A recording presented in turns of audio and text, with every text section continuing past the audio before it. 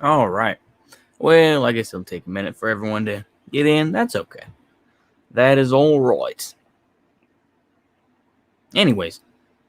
Sorry, I'm just trying to wait for a burp. Anyway. So, I'm going to see if this is a little bit too Fed posty, but we're going to actually we're going to do a video first. I'll just go ahead and review the video while that's getting loaded up. So, we'll go ahead and do that. There we go. Okay. I get asked in comments and streams. So this is, once again, Step Back History. I can't think of the guy's name offhand. I'm talking about Emma Goldman. So let's go ahead and get into this video right quick. Yeah. And curious cats fairly often, one question over and over again. And, you know, as a person who runs a history YouTube channel, you think that I'd be able to answer it fully and completely with like a good answer. And that is, who is your favorite historical figure? Stop! Who would cross the bridge of death must answer me these questions three. Ask me the questions, Bridgekeeper. I'm not afraid. What is your name? Boy. Heck with this cringe Tristan shit. Johnson of Step Back History. Dude. Okay. Hi, I'm Tristan from Step Back History, and let's just dig right in. Emma Goldman was born in the Russian Empire, in a part of it that would be modern-day Lithuania. Okay. Who cares? To an Orthodox Jewish family in the year 1869. Nice. And to call her childhood harsh and brutal would be an understatement. There's a lot of reasons why Emma Goldman from a very young age became a little disillusioned with concepts like state authority and authoritarianism. Oh, she had really? an incredibly abusive father who whipped her regularly. And one of her first things she witnessed that represented the state was a peasant child being flogged by a Russian imperial police officer, for lack of a better term. As a child, they moved to the German Empire, where Emma went to school for the first time.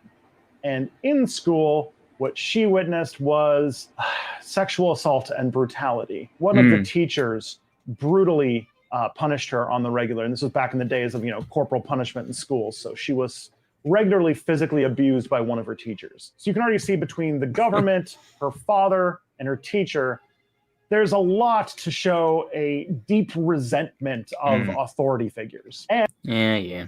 All right.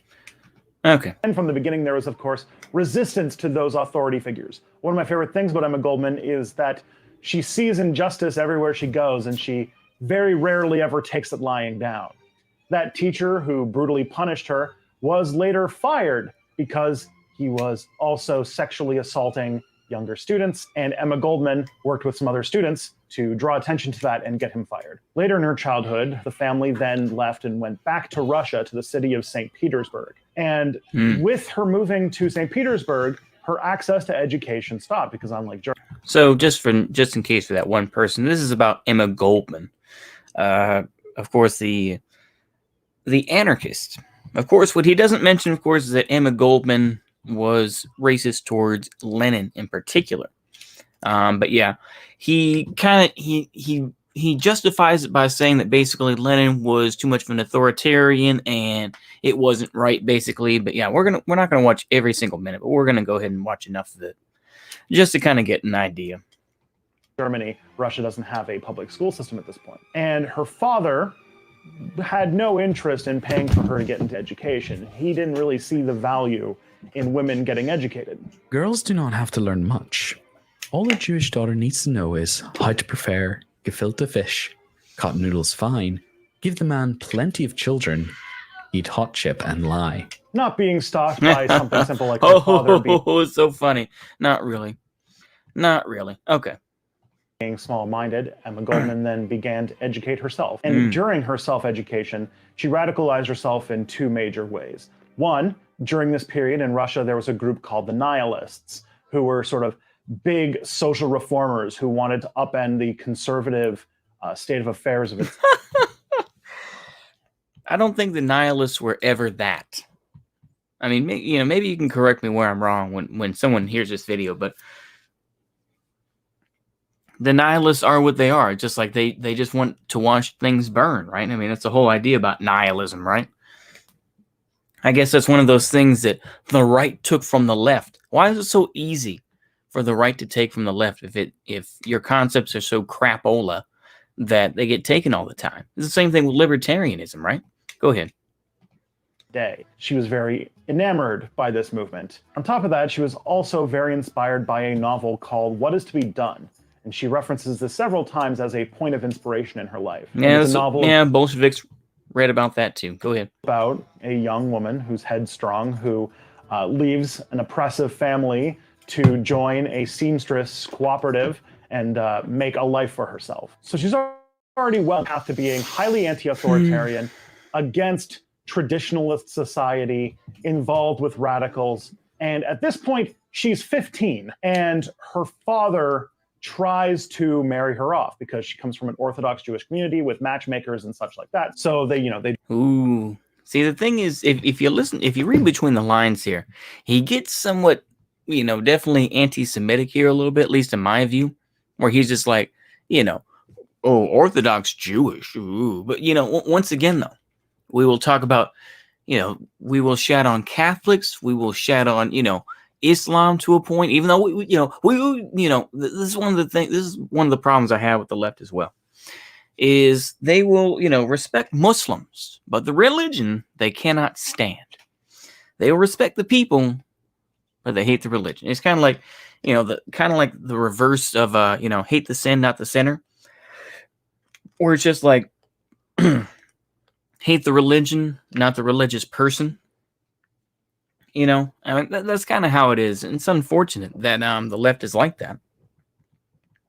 Well, let's crack on, shall we? They do arranged marriage, and she is sent to marry a man. And Emma Goldman. What's going on there, Will DeMarco and Temujin? Fights her father on this, claiming that she is only going to ever marry for love and love alone. You'll see regularly through her life also that Emma Goldman takes zero shits from anybody. And also you'll hear a lot about love referenced in her work, because love and free love and being able to choose who you love is a very big part of Emma Goldman's personal philosophy. She was involved in the free love movement. She was involved in contraceptive movements. It's interesting too. I'm going to tell you some bits because we're not going to watch every minute. It talks about Margaret Sanger. Margaret Sanger, of course, is the one that really pushed for the contraceptive movement, but also more specifically Planned Parenthood. And of course, later on, Margaret Sanger was seen as a fascist and a Nazi. But interestingly enough, he doesn't mention that. It's kind of interesting, isn't it, though? Once again, it goes to show just how complicated history is. But of course, he sees it in a very simplified way where, I'm more of a socialist and I like anarchism, but yeah. They insist Muslims adopt Western ideas, even if it means your religion becomes a shell of itself. Yep, exactly. She was very much into sexual liberation for women and men. Ugh. And on top of that, she was also very inspired by just the power of love. The power of love. And then, as if her life couldn't have more hardships, when she was 15, she was raped in a corset shop by an anonymous man. Something that she claims in her own writing soured her relationships towards men basically for the rest of her life. Okay, this is what doesn't make sense. Because guess what? Then she later on got married to a man, and then she had a relationship with Alex Berkman, the infamous anarchist who tried to come in and shoot. I can't even think of his name now. But anyway, the owner, the goon, basically, of I think it was Carnegie Steel. I cannot think of the guy's name offhand. But anyway, tried to kill him. and basically didn't tell the workers at all. You know, the union the strikers out there, and you know, just, oh God, go ahead. Because it's like one of the most traumatic things a person can go through. In 1885, against the wishes of her father, she followed her sister and moved to Rochester. Okay, we're going to to skip. One of the first things she did in Rochester was she became a seamstress, a job that she did not get paid very well Homestead for, and plot, worked a lot of McKinley hours. assassination. Here we go. Fans. So things were looking really, really great for her, and they were until someone decided to kill the president. In 1901, an anarchist by the name of Leon Czolgosz shot and killed President William McKinley. It's a topic of my last video. Anyways, Czolgosz, when he was interrogated after shooting the president, claimed that he was inspired to commit his act after listening to a speech by Emma Goldman that he had heard earlier that year. He was a very socially awkward man, and he tried to reach out to Emma Goldman to... I love that he was socially awkward. Was he also an incel? Because I know that, because he would probably be considered an incel. You know, this is the whole thing, is that incels arguably make the world. You know, arguably incels are the ones that change the world, you know, because they don't have anything else to focus on. They don't care about, I mean, they don't have families, this and that. They just want, you know, TFW, no GF, right? I mean, it's just, golly, go ahead. Socially awkward, though. I love the choice of words. Go ahead. You know, get books to read, to become her friend, to become plugged into the anarchist movement in America. But because he was talking about strange things like asking, hey, where is the secret society where we plan to kill politicians and stuff like that, Emma Goldman and many other radicals were pretty convinced that he was a cop that was trying to infiltrate the anarchist movement. But it turns out he was just very socially awkward and didn't really know how to display some form of discretion. So despite that being a fairly flimsy connection, they decided to charge her with plotting to assassinate the president. They were basically looking for any excuse at this point to arrest and imprison as many anarchists as possible. Because states, they tend to not like people who are against the concept of states. And that's regardless of the politics of the country, as we will learn later. And it wasn't just Emma Goldman. The assassination of McKinley was used as an excuse to blanket arrest many prominent anarchists in America. But they had nothing, and so after 2 weeks of keeping her in jail, she was eventually released. She was released before McKinley died, and while she was in jail, wouldn't you think that Sorrell was socially awkward? Yeah, nursing care to William McKinley. Denounced the female, Soviet. She mentioned that he is merely human. Let's go ahead and skip to that bit, because this is bullshit. Basically, what happens is that after McKinley is shot, allegedly, when she was in jail, she was learning about nursing this now, and offered her services to try to help President McKinley after being shot.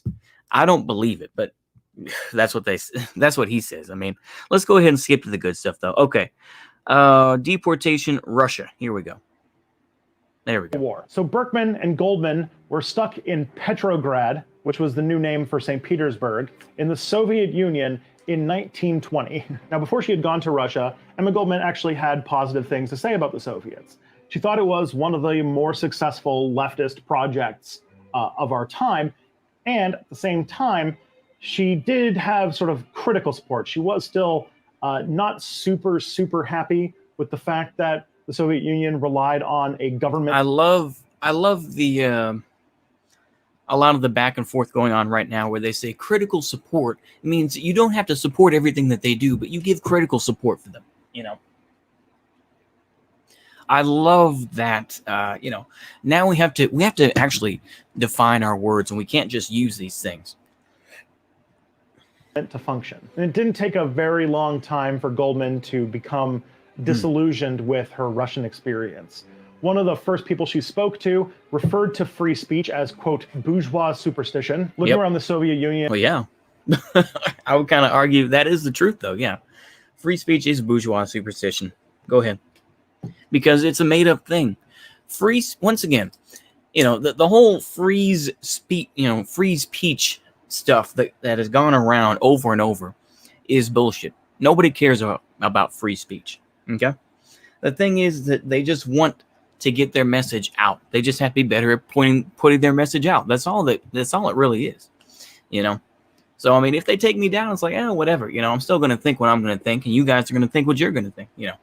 It's just you know, until you know, people are mind readers, this and that, where, you know, get into like Minority Report type stuff. But yeah, free speech is nonsense. Go ahead.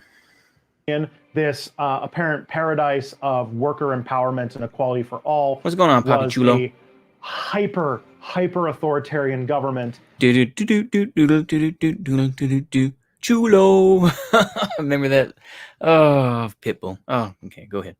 Where people worked in very bad conditions. And on top of that, anybody who criticized the government was labeled as a counter-revolutionary. Yep. You know what I love here? Once again, I'm going to have to sound like a Bolshevik here for a moment. But the thing is, once again, or not once again, but what he won't talk about is the fact that the Soviet Union was fighting for its life. There were many countries, the United States, the UK, and many others who were involved in trying to take down the Soviet Union. Now, were any of them successful? Not really. Of course not. But the thing is, because of that, they had to be much more strict. And of course, even Lenin wrote about in 1917 about the Cheka, including people like Felix Dzerzhinsky. I'm gonna read a clip of this book here, of her book, whatever the hell it was called. Oh, My 2 Years in Russia.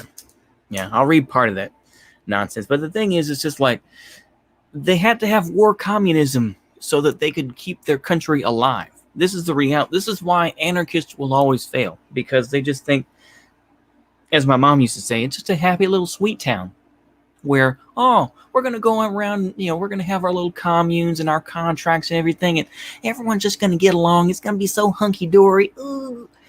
Life doesn't work that way. It has never worked that way. Unfortunately, it is a zero-sum game. It is. This is why anarchists will always fail. They will always take the L. Go ahead. A lot of concerns, and she even got to meet with Lenin to voice them. Theory. Yep. And Lenin very calmly brushed her off and basically told her that there's no time for free speech in a revolution. Goldman very quickly Yep, just the same thing as people like Engels said, that the revolution is not a party. The revolution is not it's not a tea party where you can just walk around la-di-da. Things are going to happen. Period, end of story. Shit's going to happen, man. And you're either with somebody or you're against him. You're either rolling with him or you're going to be rolled on. It's just that simple, man. I don't really get this whole type of thing. And of course, once again, because of this, Emma Goldman, of course, wrote some very prejudicial words, to say the least, that people like Eugene V. Debs pointed out, saying that basically, Emma Goldman was being a racist towards Lenin, saying, he looked Asiatic, this and that. So very racist type stuff going on. But of course, this gentleman is not going to talk about that because this is his favorite person. Oh, she's so great. Not really. No, she wasn't. Go ahead. Became very disillusioned with what was going on in the Soviet Union and went to Petrograd to spend the rest of her time there. But very soon she was already getting involved in activism, and she started to get involved with a major labor strike that happened in Petrograd, which is more notorious because this strike then moved to the city of Kronstadt. Kronstadt is a major port town, and the government... Once again, this guy is a Canadian. He'll call himself a socialist or, talking about anarchism, this and that. He stopped trying to get his history degree and instead basically, just does this now for a living. He does boring ass live streams, this and that. I mean, he really, I try not to waste too much time with him because he's just so ridiculous. But let's go ahead and continue. Government of the workers and for the people deployed soldiers to attack the striking workers who were trying to get better working conditions and more autonomous What matters is power, not balkanization, communism, 1,000 strikers, liberalism, and every other arresting ism. about 2,000 Power first, more, and then you many can of think whom about were what then kind of world you want. Now, I probably that's true. haven't read enough theory or something, but I don't really see the leftist praxis of killing strikers who are trying to get better working conditions. You want those workers to do work so that you can help them later on. It's called, this is it was their version of the unwritten contract, if you will. The human contract. I can't think of the words, but anyway, the contract that basically, hey, We're going to give you things later on. Eventually war communism does end and things do get better in the Soviet Union. Why am I defending the Soviet? Screw it. I'm just going to defend the Soviet Union and just say, yes, it is true. Eventually war communism or barracks communism does end. But of course, this guy's like, oh, well, apparently, I don't see the praxis of, shooting down protests. Yeah, because they don't want a color fucking revolution, before color revolutions happen. How do once again, I'm becoming more of a tanky at this point. It's like, I might as well just call myself a tanky because this is absolute bullshit, golly. Let's continue on. I'm not going to make y'all watch every minute, but yeah, I need something to get me angry. When you get older, you need something to get your blood pumping somehow. Go ahead. It just doesn't feel very much like, leftist praxis to me. So after that incident, Berkman and Goldman decided to leave the Soviet Union, sneaking through Latvia. So the first place they decided to live was Berlin, which in the early 1920s was a pretty happening place to be. She wrote several articles for a major American newspaper about what she witnessed when she was in the Soviet Union. Of those articles, they were kind of binded together and released as 2 books called My Disillusionment in Russia and My Further Disillusionment in Russia. Apparently, she fought back against those names, but she was not able to win because those are terrible names for books. But the German left had a lot of issues with her criticizing the Soviet Union, so she really didn't have any allies and comrades in Berlin. On top of that, German liberals also thought that she was too radical, too much of a leftist to hang out with them. So without any real place to go, she decided to leave and check out London. So while Berkman stayed behind in Berlin, she decided to go to London. Now you're leaving out some steps here, because Alex Berkman, what the Ukrainian anarchist guy, I can't remember his name, Botko, ended up going to Paris, France, and so they spent time there, and I believe that's where Alex Berkman committed suicide. Basically, suicide. Yeah, go ahead.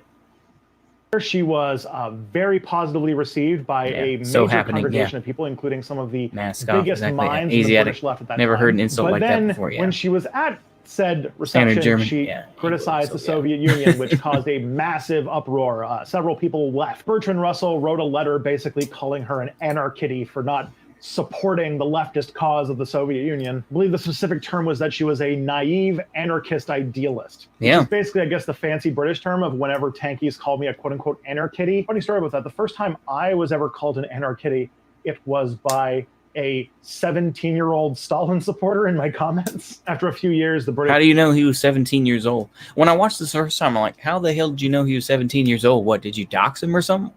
What? Go ahead.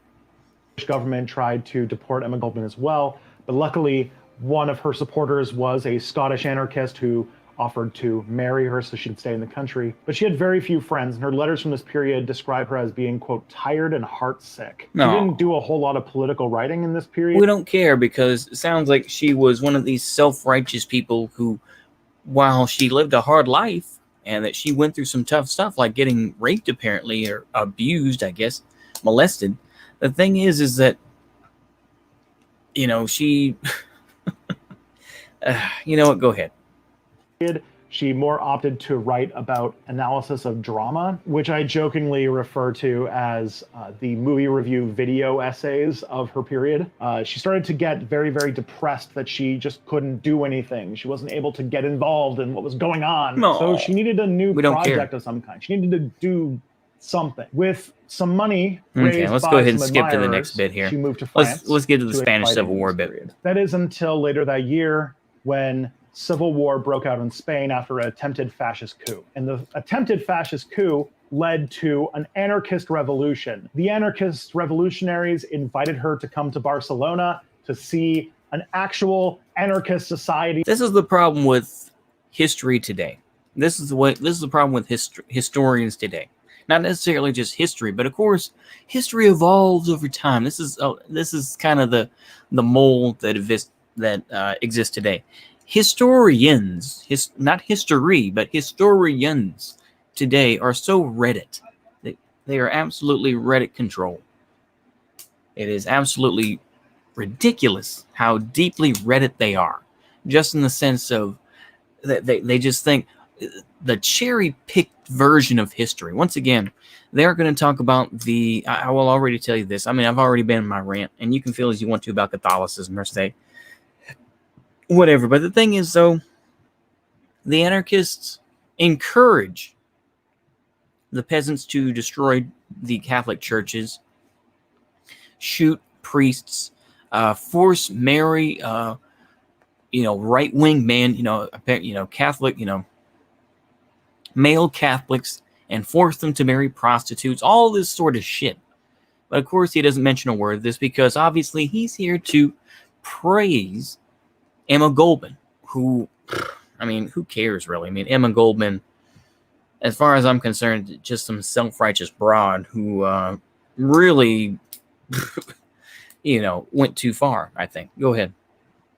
That was existing in Spain. And in her letter where she was excited to go to Barcelona and see what was happening, she wrote explicitly as if like a weight had been lifted off of her heart from the loss of Augsburg. First woman on the FBI one list where she just read fascist tanky. Otherwise known as the National I think she's just cringe, yeah. And the this dude likes the definition of soy boy, which was the Iberian anarchist. 17-year-old thing complaining about, she was in love.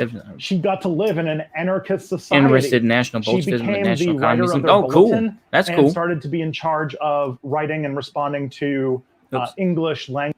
That is pretty cool, though, yeah. Okay, go ahead. Language letters that they would receive. She did worry a little bit when they started to enter into a federation government with communists. She basically wrote that Spain working with the communists was a betrayal of our comrades who are working in Stalin's concentration camps. And the USSR... You know what I would say? Who else was going to help you?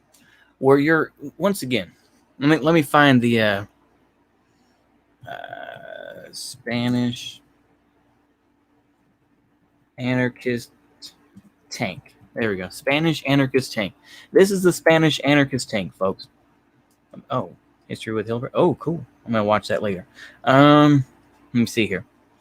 This is their example of a tank. That is their example of a tank. I mean, even this BT-7 would be better than this type of crap here. I mean, are you kidding me?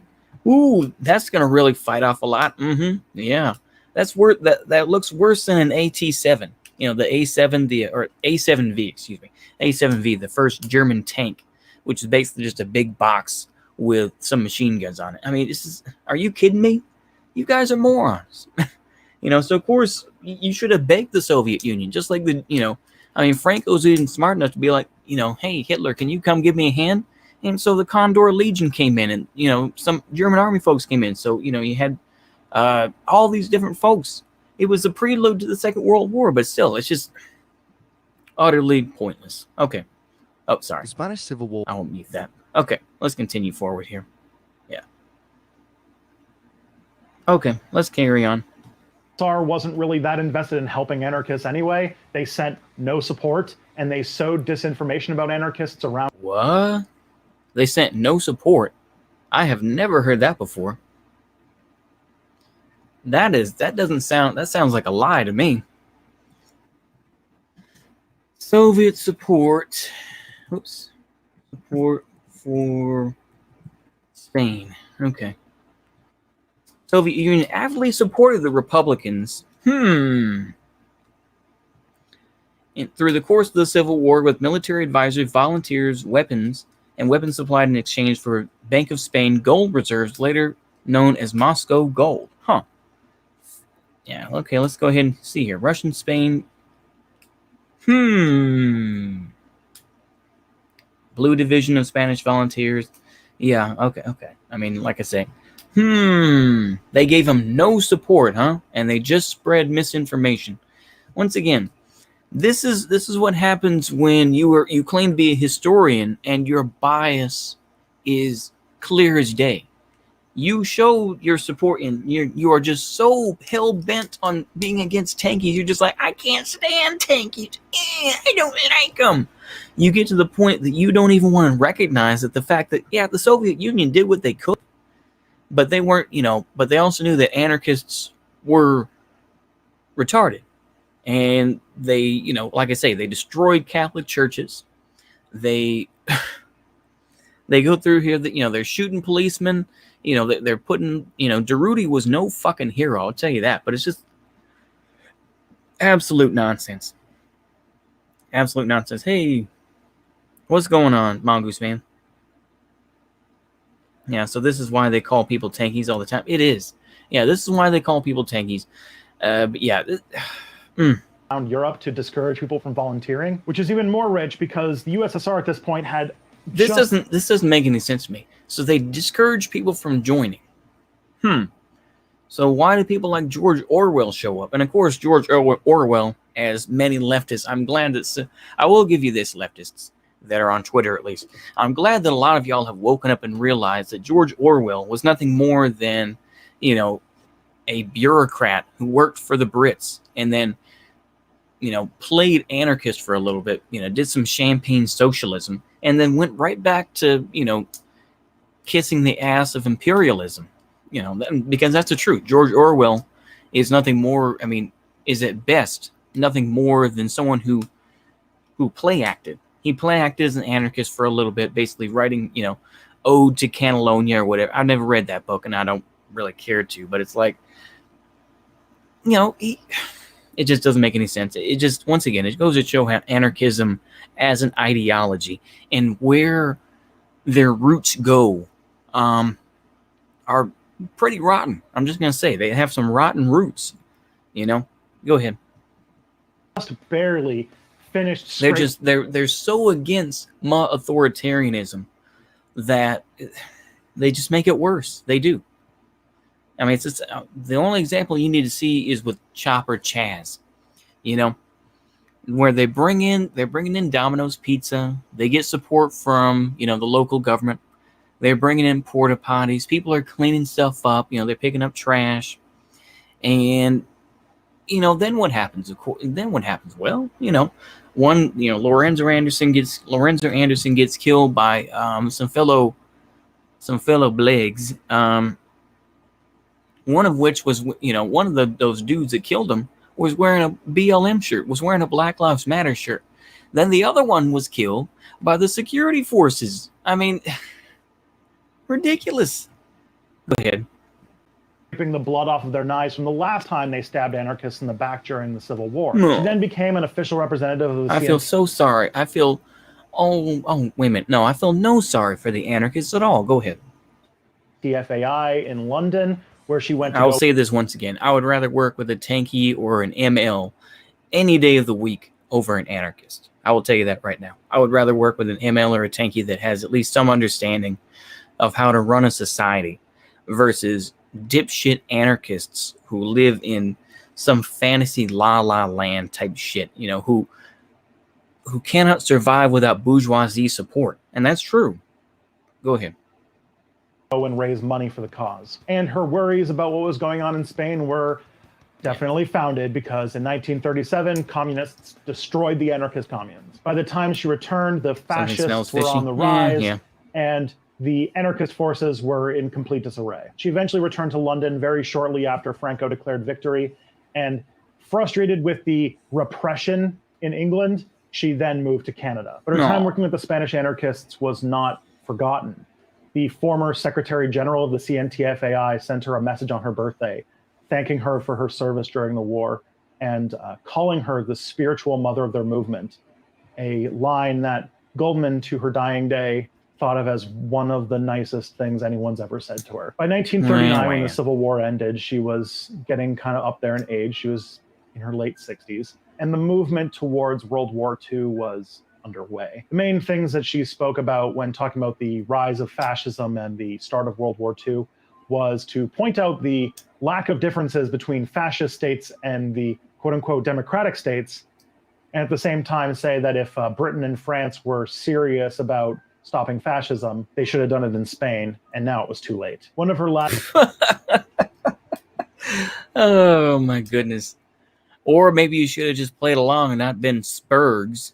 And maybe if you had done what the Soviets had done, what they wanted you to do, then maybe you could have gotten some victory. But no, you didn't want to play their game. You wanted to live by your own little code. So I don't really care. Cope all you want to.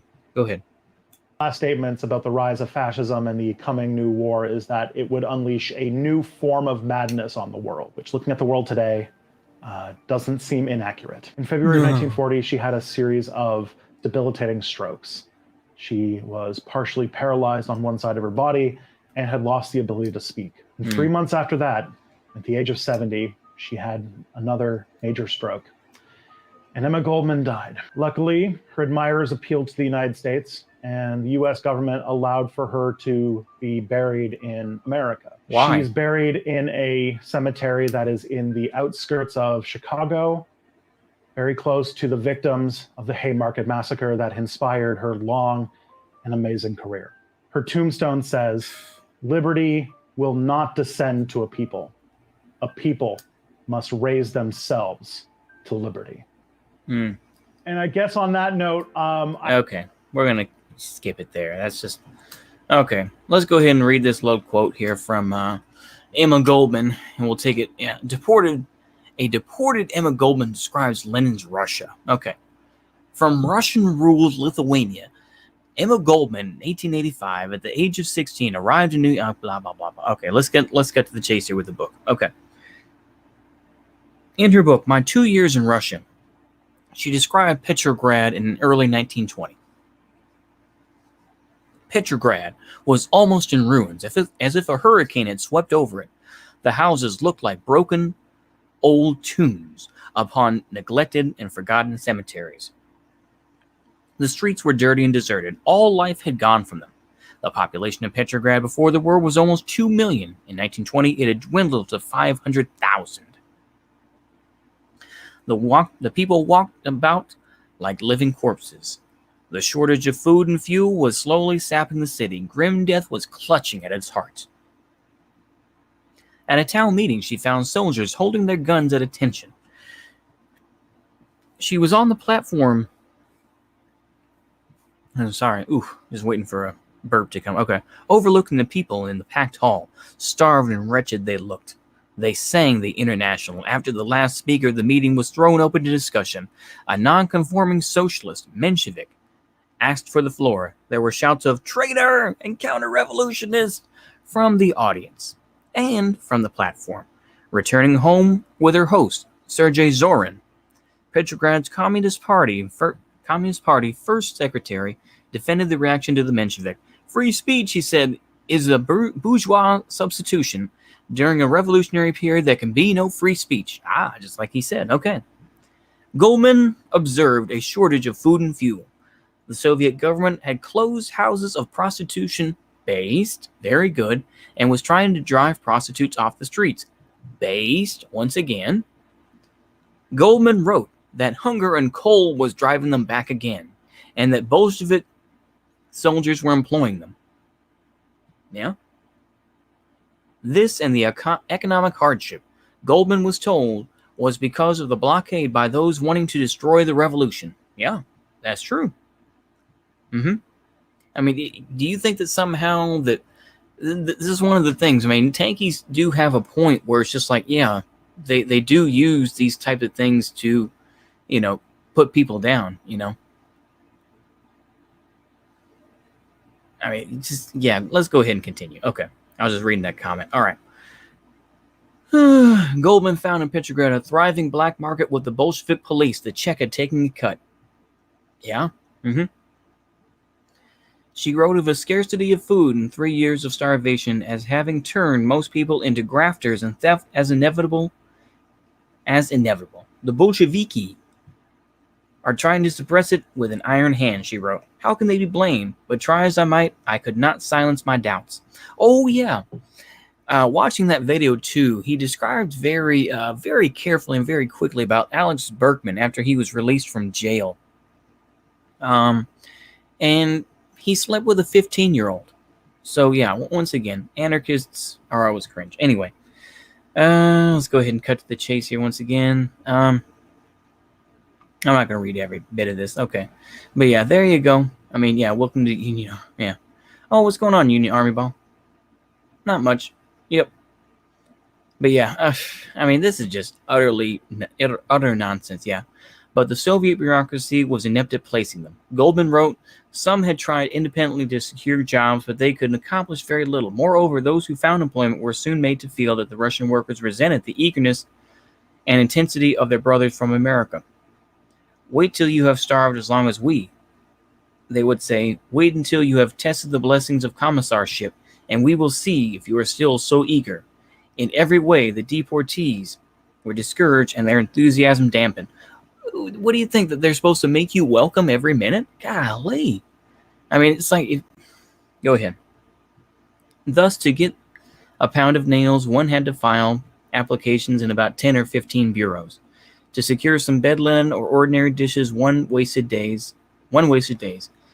Everywhere in the offices, crowds of government employees stood about smoking cigarettes, awaiting the hour when the tedious tasks of the day would be over. My co-workers of the War Prisoners Bureau fumed at the irritating and unnecessary delays, but to no purpose. They threatened with the Cheka, with the concentration camp, even with the Rotsrail shooting. The latter was the most favorite argument. Whenever any difficulty arose, one immediately heard Razatriot to be shot. Goldman was driven by limousine. Oh wow!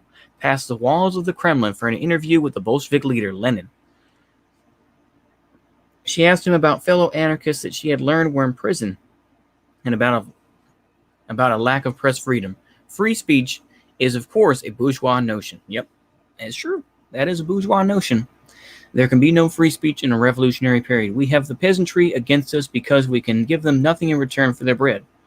We will have them on our side when we have something to exchange. Yep, there is truth to that. Then you can have all the free speech you want, but not now. There's some truth to that. She asked Lenin why he had not raised his voice to correct what she thought were evils existing under the Bolsheviks. Lenin described Russia as being attacked by the imperialists and spoke of Russian women and children dying from the effects of the blockade. The concern of the Bolshevik government at this point, said Lenin, was to survive, to maintain itself in power. Yep. No different from the DPRK, no different than, Venezuela, no different from any of these other countries. Lenin asked her when the revolution would occur in America. She wrote later that she had been asked the question repeatedly before, but I was astounded to hear it from Lenin. It seemed incredible, she wrote, that a man of his information should know so little. He's got his own shit to worry about. What the heck? I'm gonna sit here and defend. Okay, yeah. So here we go. The NEP. All right.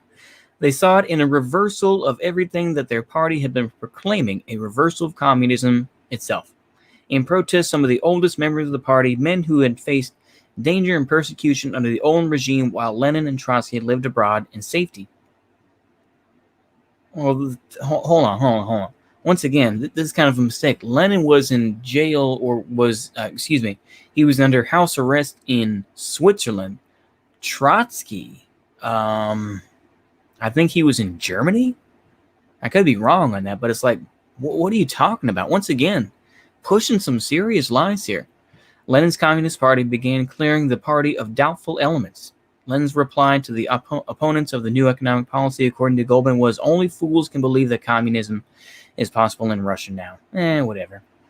Goldman was one of those who did not accept Lenin's view. She wrote that the centralized political state was Lenin's deity, that Lenin was willing to sacrifice both the revolution and the country, or at least part of the latter, in order to realize his political scheme with what was left of Russia. Emma Goldman leaves Russia. Oh, boy. In 1925, she married an Elsh. Okay, so he said Irish. It was actually a Welsh miner. And with a British passport, she was able to travel to France and Canada. In 1934, she was allowed to give a lecture tour in the States. She died in Toronto in 1940, approaching the age of 71. She's buried in Chicago. Ugh. The most, base Lenin.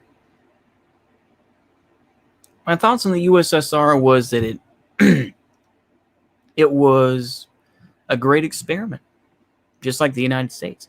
It was a great experiment that unfortunately was let down by folks who just could not play the game, And so basically I would say overall the USSR, I think, did some positive things. Yeah, no different than Iran. Yeah, ask yourself, what is more important, the right to life of those killed by capitalists, or the right to free speech of those who support those capitalists. Yep, Voltaire invented the critique of the bourgeoisie, but he was very pro-freedom of speech. Yeah, there's some back and forth there. Anyway, so there's that. Yeah, I'm going to watch this video again. I forgot that I watched it before. I'm not going to make y'all do it, though. So let's go over kind of a case for balkanization. Because I've heard basically, everyone's shitting their pants over the idea, apparently, that somehow Trump is going to make himself emperor for life. And I don't believe it. Because, once again, actions speak louder than words. Okay? There is no continuous wall on the southern border. There is no, the Muslim ban failed because a lot of the judges basically reversed it as soon as they could. The bunkers, Mosley and the BUF, it's unfortunate with Mosley. It really is. It's unfortunate with Mosley. I think that with Mosley, he was a very engaging speaker, but I think he was let down by the fact that he just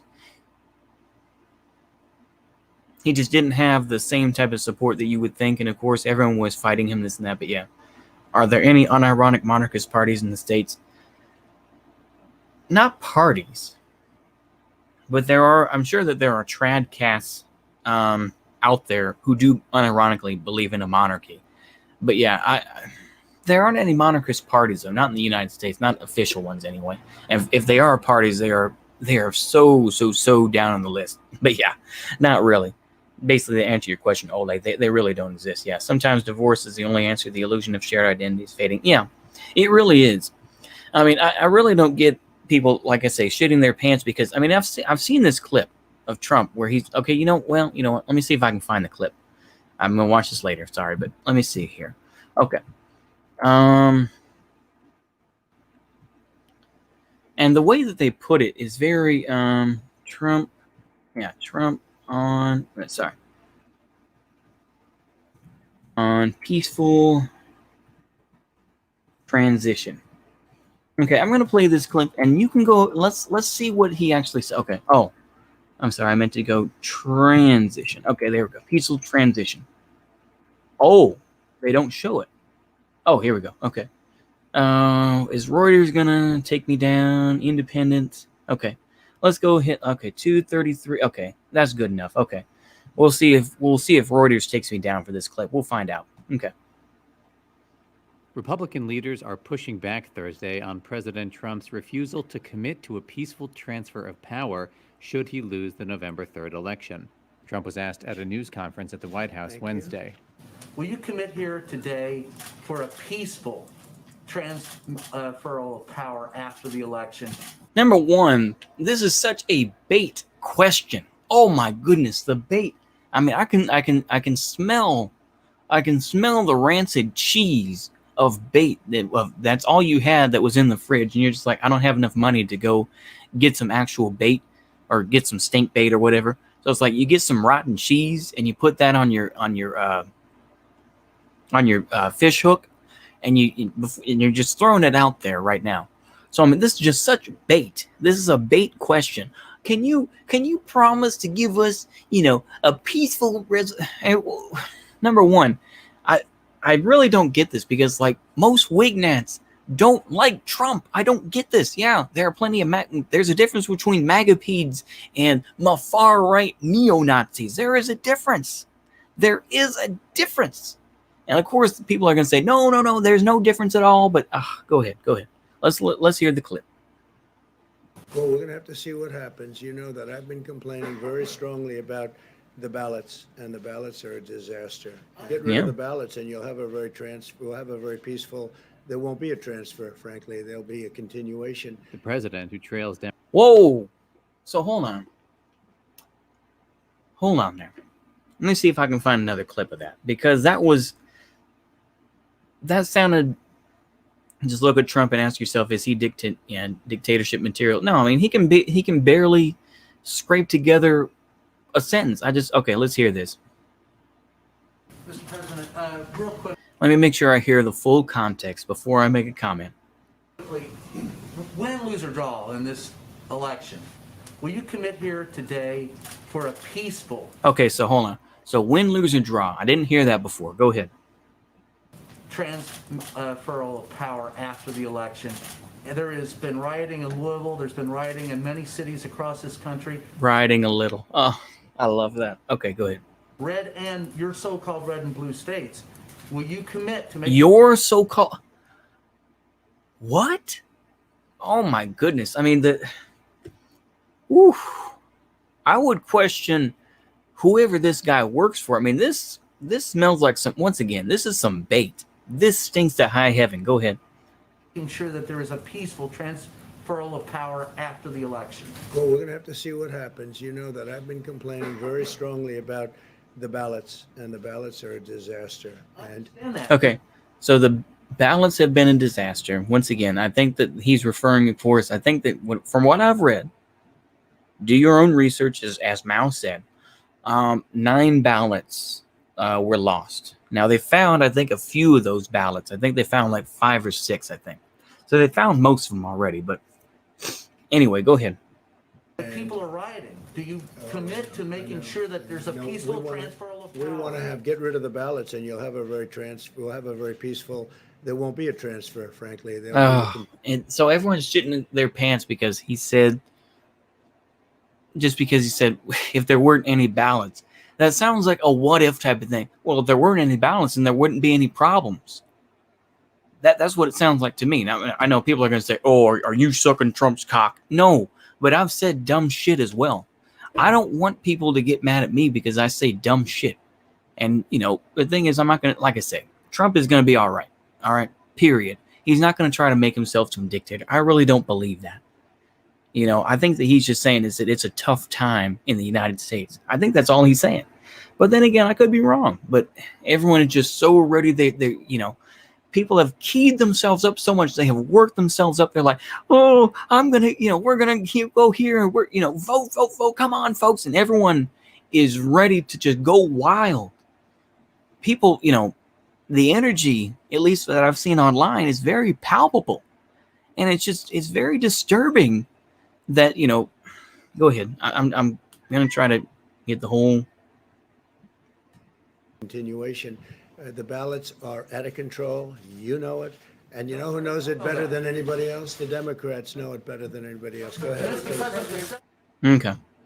Well, there you go. Yeah. Is this a Juche MAGA channel? Yeah. Yeah, Juche MAGA. Yeah. That's pretty much, yeah. Oh, see you later. See you later, Union Army Ball. Yeah, I think I've read somewhere that most U.S. monarchists support the latest descendant of George Washington. Oh, really? What do you think the likelihood of Trump going into exile or his family sometime in the future? It's possible. It's possible, but did someone say Juche? Yes, we did say we did say Juche post Oswald Juche, and we did. I really, like I say, tell me, okay, what do y'all think of that clip? Okay, so I could find another version of that clip where he says a lot of things. To me, this doesn't feel, does that feel like, I mean, maybe I'm being too much of a MAGA P, but I really don't feel like that's something to worry about. It's like I think he's just saying, things are bad right now. I think he's just saying, well, if we didn't have ballots, and yeah, we wouldn't, I don't think he's going to threaten to destroy I really don't see that. Once again, you have to remember is that reporter was throwing out some heavy bait. Yeah, it is annoying. Yeah, the Trump alarmism is annoying. It's just, once again, this just goes to show, once again, is look at the information for yourself and make your own choice. That's my take. That's my take anyway. I'm not going to sit here and praise Trump. I'm not going to sit here and do that. But I don't get it. I don't get it. I really don't. Society was a political group advocating constitutional monarchy. It ended when the founder Randall Dix died in 1999. It didn't say that he wanted to be Marcus, but thoughts on FDR? FDR was kind of so-so. I mean, basically he was Mr. Soak Dam. I mean, he's the closest thing that the United States had to a socialist, I guess, Yeah, but I'm guessing the founder. Yeah. Like I say, I mean, I've never heard the constant. How does it spell? Constatin.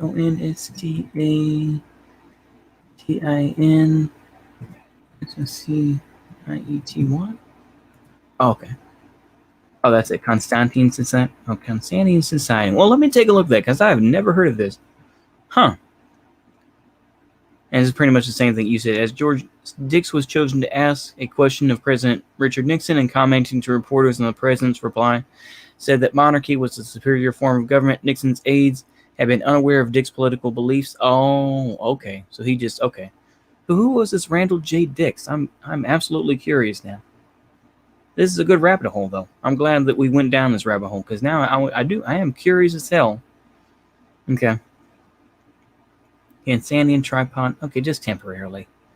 Can you let me, please? Thank you. Oh, this okay. No longer exists. Okay. That's a damn shame. Okay. And okay, that one doesn't work either. Okay, an academic. Okay, let's take a look at this wiki here. Oh, okay, it's just the same thing, but okay. Just wanted to make sure. Okay. Same thing. So what is this? Okay, Constantinian Society. The American Monarchist Information Service. Holy moly. Wow. Wow. Huh. I'm genuinely curious. So it's not gonna let me go there, is it? I just want to make sure. Oh, okay, it does.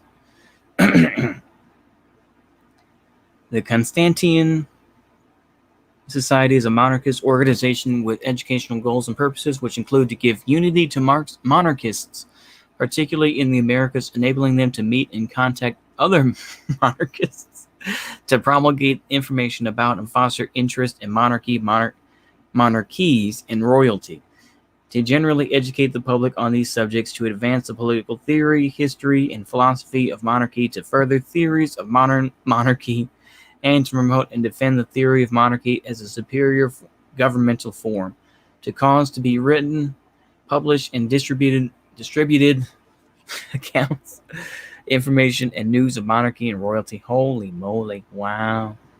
That's amazing. Okay, so this is just before he died. Wow. How to join. Let me click on it. I just want to see. Yeah. Oh, I didn't think so. Okay. That's hilarious. Everyone a king and no one has a wheelchair. Oh my goodness, that's hilarious. Yeah, Huey Long, better than FDR. Yeah. We're all going to be monarchists in the end. Yeah. Oh my goodness. I'm glad I went down that rabbit hole. But you know what? Let's go ahead and stick with what I was going to do. I'm going to show you all this map here. This isn't a Fed map either. This is, this I just got this from I think it was, but yeah. Basically, this is how things could divide up. I mean, if you really thought about, if Trump was going to make himself dictator for life or something like, I still don't believe that. I mean, people are just shitting their pants over nothing. But let me just say this once again. You got your Cascadia. You got your Cascadia here. You got your Cascadia here. Actually, we'll do what people like the Northwest Front guys were talking about. Let me go ahead and do that map, which includes part of Montana, Idaho, and I think basically this is Northwest Front here. This is basically Northwest Front as far as I can tell. But I'm using this map to talk about all the military bases. This is, you got McCord and Fort Lewis were combined into one. You got Fairchild AFB here. You got Mountain Home AFB in Idaho. You got Malmstrom AFB here. But I'm sorry. My mind is just kind of going all over the place. Sorry. I'll slow down. But so you got your, your Northwest Front there, your Cascadia there. You got your California. I mean, to me, I think that things are going to kind of bleed together. It's like, I don't see Texas as one. I would say for Texas, I think the line would be about right there. That's the line. That's the line that I would put it at. The reason I say that is because this is all fairly conservative, speaking of. This is more blue because you got El Paso. This is where a lot of dual citizenship Mexicans live. I'm not trying to be prejudiced. I think that that's actually true because the AMLO, Obrador, actually went to Texas to promote his campaign. So this is actually what he actually went to Texas to campaign for president of Mexico. You got Houston right in here. You got Austin somewhere in here. You got DFW right around here, roughly speaking. Roughly speaking. And to me, that's all kind of shit-lib type stuff. So to me, this is the line. To me, this part of Texas will get much more along with Oklahoma, far more than the rest. Part of Louisiana, a lot of folks in Louisiana, partly due to Katrina, also due to other factors. Folks from Louisiana have been in Texas. So that's going to be an issue if you think about it. I'm making the case for balkanization right now. I'm spurging out. Let me go ahead and take a look at the chatteroo here. But yeah, Emperor Norton. Yeah, the other one was called the Monarchy Party. Was two student political party. They had 7 different royal families. Wow, huh? I think I heard of that one. Who would have won U.S. monarchist or Nazbol? Nazbol man Gomulka. Yeah, the world would never know. Yeah. Oh, anyway, let me make my case here. I'm sorry, I'm kind of spurging out, but yeah. So you got, if things really came down to it, where would the lines go? I mean, to me, this is kind of natural, at least in my view. This to me seems like there would be some sort of familiarity between this northern part of Texas and Oklahoma, and also part of Louisiana. I think you got here, what could become New Africa, but it would probably take a while, to clear things out. But a lot of military bases here, though. A lot of Air Force bases. AETC, that's basically a training base. Same thing here. Yeah. I can't think of what it is, but basically training center. This is where, a lot of the airmen go for training. So they do have some planes, but overall it's AETC. And it's basically just kind of like, it's not basic training, but yeah. You got, this isn't even a complete map, is it? Because somewhere in here you got San Diego. You got, the Hollywood Marines. You got Camp Lejeune over here. You also have 29 Palms as well in here as well. So this isn't a complete map, but I think that it goes to show just the amount of military bases around, And then, of course, you probably have, I don't know where the line would be because I know mass holes and everything else, but I think it's interesting to say the least to think about where the lines would be drawn if things got that bad. I don't know if it'll get that bad, but yeah. Federal government would intervene to stop. It probably would. Yeah. But what would happen if one U.S. state declared war on another? Yeah, probably not that much. But yeah, people would intervene. Will the Indian reservations secede? I think that's a very good question, isn't it? Yeah, these are just Air Force bases. Yeah. California will probably secede if Trump wins and will be under Emperor Newsom. Yeah. Yeah, I would have thought so. I think that they could. And the thing is that this is something that I think a lot of people aren't talking about necessarily. But now that the Supreme Court has given the Indian reservations a little bit more autonomy, that is going to be a big issue coming up, And with what's his name, the Supreme Court justice allowing that. Is it now the members of tribes, the official members of tribes, are not subject to federal law or even state law? I think in some cases, this could be the basis for further cases. This is going to be great case law for the more organized tribes, and I say organized tribes meaning that they have lawyers and actual some sort of legal standing. Whether that's based on casinos or whatever the case may be. But I think it's going to be very interesting to say the least. But yeah, we're seeing a lot of stuff going on right now. The thing is that the United States, but yeah, imagine warlord era China, but in America with all those military bases, where would PA be? Yeah, it's interesting to say the least because I think that I have thought about this comparison too. If Trump wins, will Oregon go full retard? It may. I think part of Washington could go full on retard too.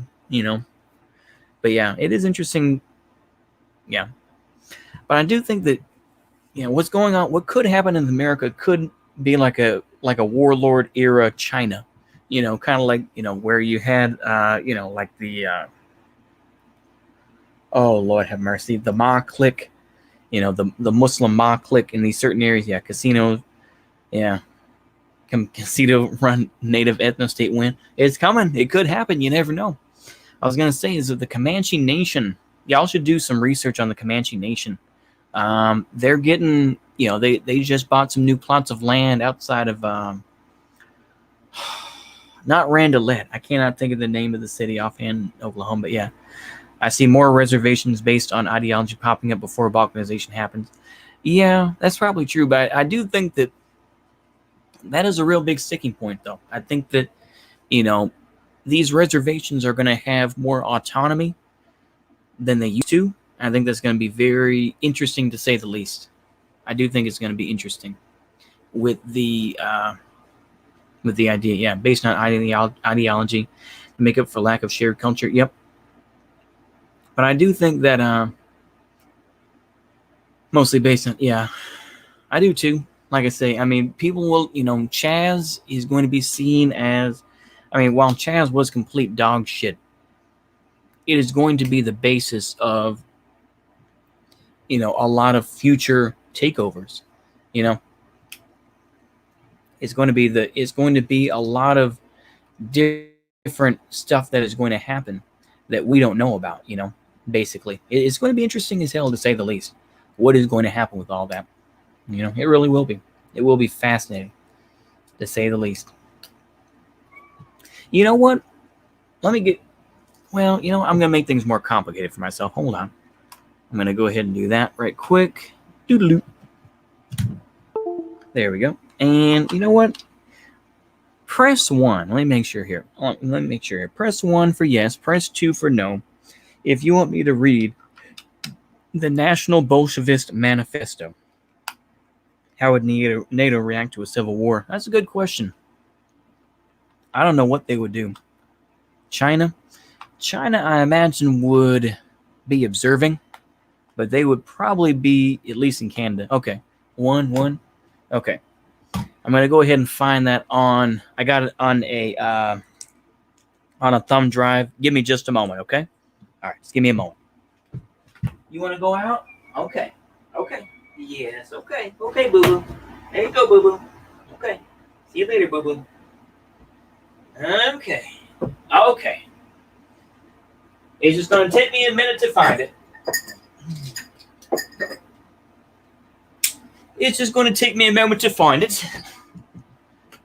Okay, let's go ahead and look at the National Bolshevist Manifesto. Let me see here. It's going to take me a moment to find it.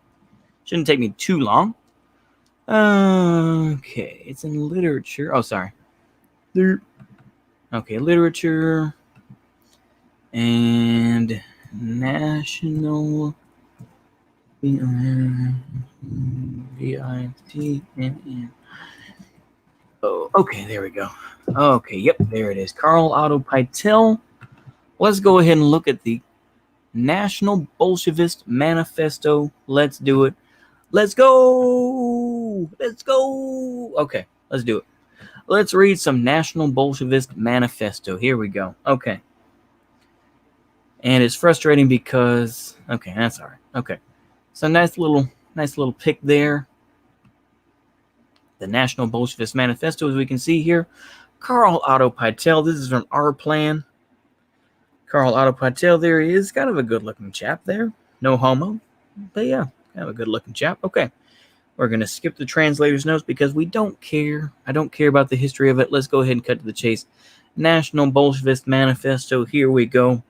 We're going to start at Karl O. Pytel. There we go. There's the original Nazbol symbol. Berlin, Charlottenburg 1, Olbeststraße 12.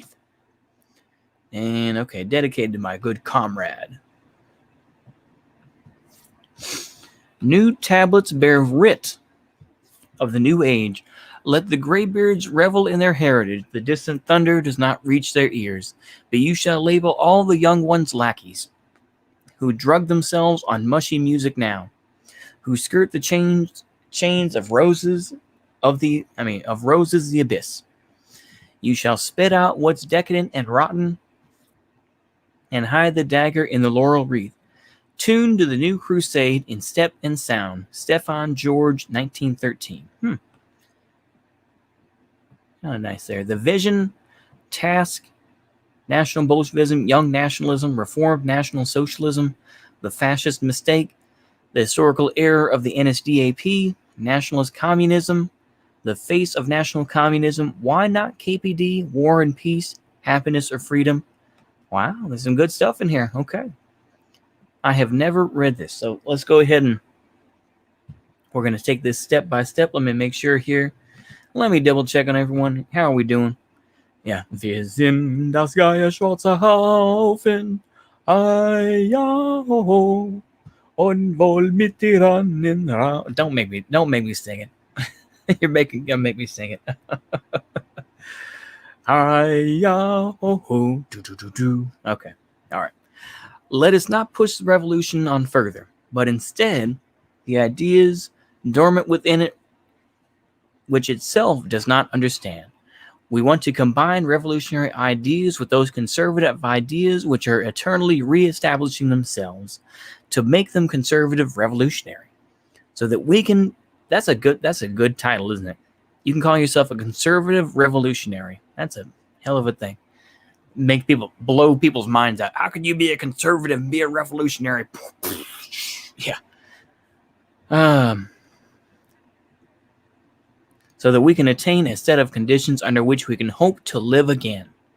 These simple phrases of Moller van den Broek should be of service to these pages, even where they go beyond them. No refutation of any ism, no academic work. Only in the clear-cut distinction of the front's self-understanding for a young race. That's what that wants at any price. A free Germany, even if this price means breaking with yesterday. So we take up that dirty phrase, National Bolsheviks. There we go, baby. Okay. Go ahead. There is no German Reich. There is no German government. There is no German representation. There is only a colony of the Entente. We are natives of a colony. That's the entire cruel and unrelenting truth, which one must make peace with mentally before thinking ahead. That's true. That is kind of the idea of making yourself into a dissident. But yeah. So let's read the vision. The red flag flutters over Cologne Cathedral. Revolution over Germany. Radiogram from Berlin. To the German people! Land and soil belong to the nation. The means of product are socialized. Elections to the Council Congress are announced. The verdicts of the People's Court on all the enemies of the socialist fatherland, all the responsible for the old regime, are enforced. The Treaty of Versailles is considered torn to pieces. Greater Germany is socialist. The imperialist bandit states are approaching. The Rhine is to be held under all circumstances. The counterattack, Gegenangriff, is to be annihilated. Long columns, black on black, trek across the Rhine bridges. Singing rings out. Flags wave in rhythm with the tramp of marching feet. Columns of workers, rifles shouldered, in their midst flags, with the hammer and sickle, the bars of Marseillaise. The fatherland is in danger. A short distance between them come streamlined figures in brown shirts.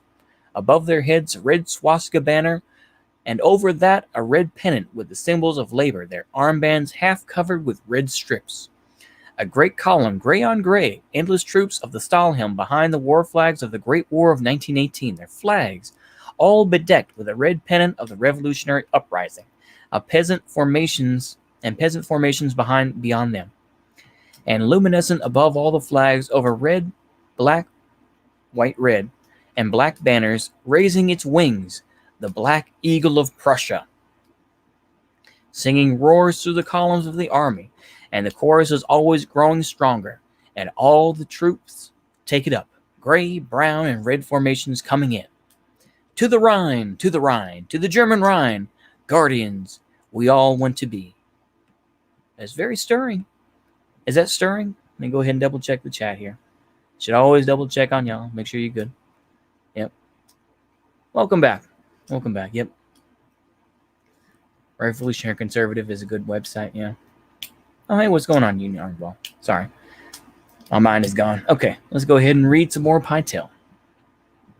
Or at least someone's interpretation of that. So, a shout sounds out. Long live socialism. We carry the red flags under the German eagle into France. Forwards. Ooh. The voice breaks off. Only the masses march. Endless. With the different flags and different dress in the same step. Marching in enemy territory. Suppress freedom, bringing the Lord's retribution for a life of human bondage. This is the gateway tomorrow. The way to it? The way we are. Very stirring. Very stirring. Very, very poetic.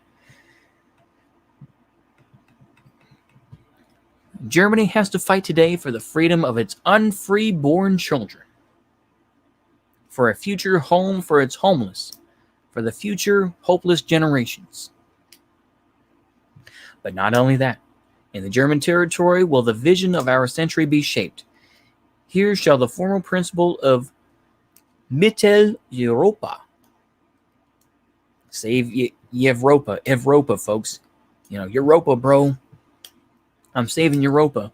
You know, that feeling when no Europa GF. I'm sorry. Okay. Enough of the meme. Sorry. Okay. The fight for the sovereignty of the German lands will decide the fate for Europe's future, the rise or fall of the West. In German hearts and German minds today, the forces of the East are already feuding with the principles of Western thought. The solution will have to be to find one's own principle in the body of the German people. Deutschen Volkskörper, I believe that's how it's pronounced. Deutschen Volkskörper. With the German territories, the decisive battle will be fought between the world mercantilist economy and socialist statehood. Here, the class struggle between proletarian dynamism and bourgeois self-reliance will be fulfilled. The task that lies before the young generation of political Germans is the one of decades. To solve it, it means giving a new creative meaning to that old misused concept of the German imperial world mission. That on the third attempt, Müller Vandenbroek's expression already carries this meaning. The German nation building, which was unsuccessful in the Ottoman Reich and Stoffer Reich, as well as the Bismarckian Reich, will become a reality. To break away from this task means gambling away the future of eternal Germany, shifting the Switzerlandization of the German Volk into its final stage. The name of the task is becoming a nation. Hazy Reich fantasies in the style of the youth movement. Even Lenin says in left-wing communism and infantile disorder, it would of course be grossly erroneous to exaggerate this truth and extend it beyond certain fundamental features, blah, blah, blah. Okay, don't care. Okay, let's go ahead and continue on. The popular misrepresentation of the concepts race, Volk, nation must finally be brought to an end. For racial and other indiscernible elements across the Volk, the nation, the historical form of this biological fact that emerges into the consciousness of the folk comrades, Volksgenossen, still has yet to arise in Germany. The task of socialism is to create a nation out of the mass and populace of the Volk, or as Hegel would like to phrase it, for the people in themselves to become the people for themselves. This is therefore something inadequate in the definition given by Bortoletto, Fascism and Nation, Hamburg. The nation is a historical and biological concept. It is a guarantor. Its guarantor is called socialism. The path to it, revolution.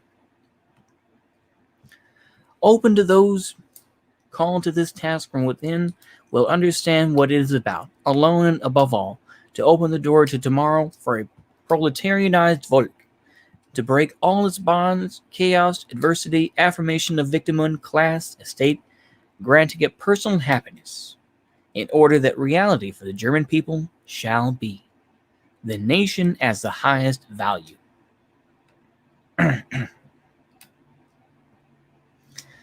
Intellectual exercise, the actual German word Pytel uses is Schleibbisch. Okay, I'm not going to try. Es tut mir leid. writing desk recipes. Basically, I'm not that German. I'm sorry. Yeah.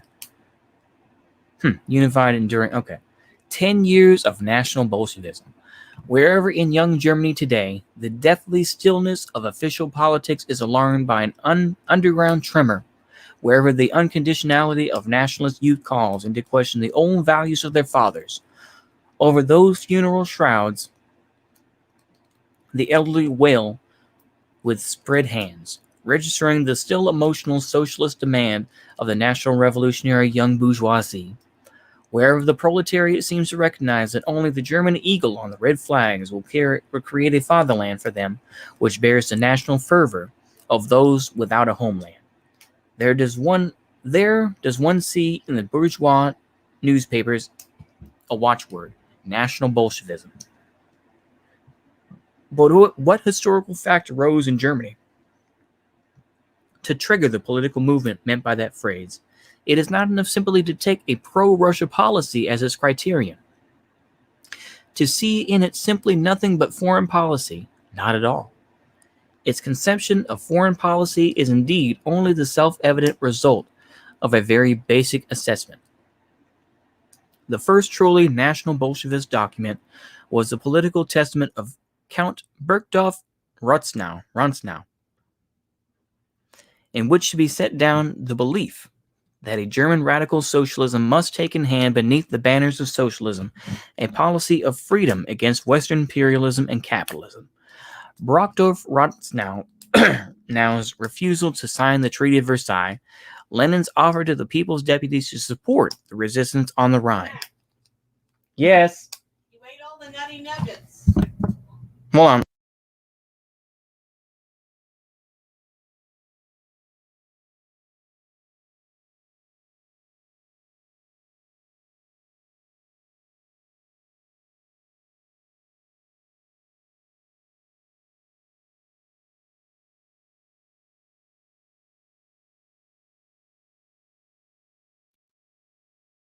Okay, let's continue forward. The second National Bolshevist wave was the policy of fraternization pursued by the Hamburg National Communist circles under Wolfheim Laufenberg. Now, I've heard of Laufenberg a little bit, not too much, but yeah. Was part of General Lettow Vorbeck's Freikorps in Hamburg and other cities. So Lettow Vorbeck, for those that don't know, Lettow Vorbeck was a general of the Imperial German Army, never liked Hitler, but he fought in Africa. And although they considered him racist, he did grow to respect the African troops that existed in Eastern Africa, which was part of the imperial lands of Germany. So yeah, I want to say more like Namibia, I think in Zambia. I want to say that those were some of the German colonies. But anyway, in Hamburg and other cities. Later, there were the efforts in Munich to come to a policy of joint action between the communist Thomas Volkisch, police president Ponner. For those that remember me reading Ernst Röhm's book, will definitely remember me talking about Ponner quite a bit. I do vaguely remember that. Of the Freikorps Oberland. Yep. Attempting such organizing in Thuringia, in the east, Prussian border guard, and yes, among the Kapp soldiers. That's talking about the Kapp Putsch. But yeah, writing such as Wolfheim's Nation and Working Class, a dissertation against the methods in Russia titled Moscow and the German Revolution. In practical terms, okay, so this is all getting into more political stuff here, but very interesting nonetheless. We're going to stop it right there for now, but very interesting to say the least. Let's go ahead and let me take a look at the chatteroo here. No more democracy, no more communism. There you go, yeah. Our plan, Will DeMarco, yeah. It's very interesting nonetheless. Very interesting. Very interesting stuff about Nazbol, yeah. Imperialism. It's cringe. Yeah. Fascism and imperialism all the way. Oh, boy. But yeah, everyone should read the article Nation and Working Class if you want to understand particular nationalism of Nazbol's. Yeah. Very interesting to say the least. But yeah. Oh, actually, you know what? I'm going to go ahead and save. Let me see if I can do that. I'm going to go ahead and bring that and do some other stuff here just for a moment. I don't know if y'all are going to see this. Let me see here. I'll go ahead and put that right there. I'm going to go ahead and leave that off. That way I can take this out. Excuse me. And I'm going to go ahead and put this back in so I can have my mouse. Because I only have 2 USB ports. It's always lovely. It's always lovely. Lovely. There we go. There we go. I will go ahead and save that on the old laptop when we want to read it next. Okay, there we go. And we'll go ahead and put that back up. There we go. Oh, boy. Very interesting to read, though, nonetheless. Yeah. That wallpaper, though. Yeah. You know where I got that? I'll tell you where I got that wallpaper. I got that wallpaper. I was watching No More Lives 1975's video about Trump being the true anti-imperialist. And he had this pic in the end. I thought it was hilarious. I was like, that's perfect. Don't worry about this other stuff. Yeah, But yeah, that's perfect. You got Kim Jong-un, Putin, Trump, Mao, and Mussolini. And you got the hammer and sickle right there with the red star. Oh, mwah, I love that. I love autism like that. I love that sort of autism. That's great. Only proletarian revolution opens the way to nationhood. That's from the article. Oh, okay. Oh, that was lovely. Okay. Should we review one other video, folks? You want to watch a cozy video? I'm talking about Roman imperialism. Okay. Yeah, Roman imperialism is a little better. Yeah. But let's go ahead and watch this last video. Why not? We'll go ahead and watch a nice cozy video here. War is an interesting conflict because in many ways it's the first real war fought in Western Europe between the First World War and the Second World War. And today I'd like to look at tanks during the Spanish Civil War. I was surprised as hell when I saw this Hilbert guy IRL. When he showed his face, I was like, bruh, this no homo, but that dude looked good. I'm like, damn, he's better looking than Go ahead. I'm just saying. War. Also because this video is kindly being sponsored by World of Tanks and because it's a really interesting topic to delve into. Stunning tank designs that are going to be featured later on Spanish Republic and a nationalist rebellion. I'll put cards and links up if you want to find out more. But as what's his name? Tristan of what is it called again? The diddly do history. Yeah, but Tristan, the Canadian who was praising Emma Goldman, said the anarchists never received support from the Soviet Union. They never received support from it. Oh, wait a minute, that's the Republicans. But yeah, So let's take a look at how were tanks used valuable resource before the Spanish Civil War. So checked out the First 2 men World within War the and hour. later. So Red flags are flying. Yeah. Pre-1936 tank doctrine. So land ships were the name of the game to begin with. The first tanks essentially evolved from land ships, which, as the name suggests, and as the etymology of tank is as well, were these great big lumbering iron structures that went across the battlefields of the First World War. Now, essentially, the aim of the game for these, and as time progressed onwards, was to act as infantry support. So you had the tanks, they would be there to support the infantry, and they would go through and drive through barriers and barricades and machine gun posts. That was essentially the idea of the tank, was to get across no man's land and break through the enemy lines, rather than having a massed armored column or using tanks altogether, as would be done later on. So let's take a look at the Anglo-French tank doctrine of the time. So tanks were designed to be the best infantry support. So the name of the game was to try and create a vehicle that would be the best at supporting the infantry in obtaining their objectives. And they also had howitzer guns and anti-tank weapons, but they had wide tracks, and the idea was to be there to support the infantry and to break through hard points in an enemy's defensive line. The Germans, on the other hand, had quite a different tank doctrine, and this was for several reasons. They'd lost the war, which meant that they were much more eager to actually innovate and to change things with the tanks because, well, it hadn't worked for them in the First World War. Also, because of the Treaty of Versailles, it meant that the German government wasn't actually able to invest in tanks until much later on, and so they didn't have the same doctrinal culture as the British and the French in the interwar period. So they were able to innovate because they hadn't had that build-up to seeing tanks in the same way as the British and the French did, for example. Now that we've taken a look at the doctrines, let's take a look at how the tanks actually got to Spain, where the tanks that were being used in Spain came from. So the Spanish Civil War wasn't meant to be a war, which sounds like a silly thing to say, but essentially it was meant to be a nationalist takeover. The reason that it failed and became a civil war step back history. is Yeah, because you're several right. militias and army units in several cities stopped the nationalists from taking over, and then you got the Civil War. So the first tanks essentially came from the military depots of the Spanish army. Now, these tanks had arrived in Spain during the Rif War, which they fought against several North African All right. factions together It's a with the whole other French. thing. So the I'm tank glad that y'all they got didn't hear there that. was the Renault FT, That was which not was a good. French tank from the First World War that they used, as well as the Schneider CA-1. This was The essentially crutch. a troop carrier, a glorified armored troop carrier. And these were, of course, very What? old. They had been used in the First World War. They weren't particularly bad tanks, but by 1936, they were very outdated. And they had, of course, arrived in Spain in 1919. Quite a few of them had seen active service as well. Okay. So let's now take a look at specifically where the Republicans got them from, because with these tanks, it was the case that if the nationalists took over the city, they would get the tank supply. If the Republicans took over the city, they would get the supply of tanks that were there, which is fairly logical. But there is a breakdown to be made between where the Republicans got most of their tanks and where the nationalists got most of their tanks. So the Republicans were supplied by two nations, the USSR and the Polish state. Now, from the Poles, they actually apparently, step back history said that they never got any supplies from the Soviet Union. got more of the Renault FTs. These they had been given by the French, I believe, in trying to stop the Soviet invasion in the 1920s. And these, of course, these were older tanks, but they were of some use, but they were already very outdated. Now, they also created some of their own tanks called the Trubia, and the Trubia was very much based on the Renault FT, but they only actually made about 20 of these. And the nationalists also did try to make some of their own tank designs, so native Spanish designs, so to speak.